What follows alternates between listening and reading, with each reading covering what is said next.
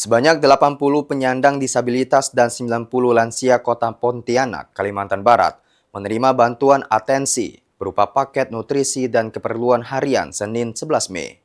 Program prioritas nasional itu diberikan dalam rangka meningkatkan pemenuhan gizi dan memperkuat fungsi sosial kelompok rentan di tengah meningkatnya kebutuhan hidup.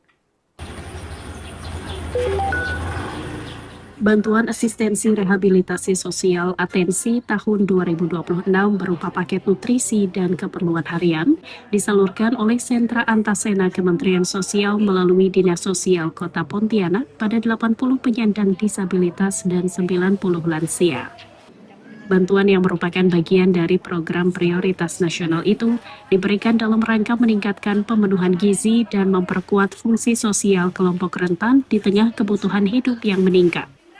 Kepala Dinas Sosial Kota Pontianak Muhammad Akif, Senin 11 Mei, mengatakan bantuan ini mengacu pada data Tunggal Sosial Ekonomi Nasional Desil 1-5.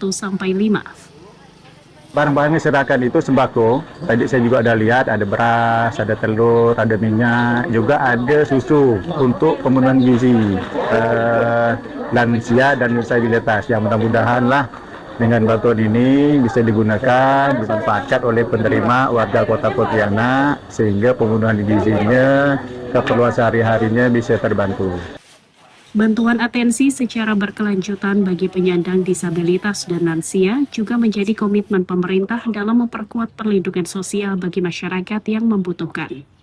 Dari Pontianak, Kalimantan Barat, Indra Budi Santoso, Kantor Berita Antara mewartakan.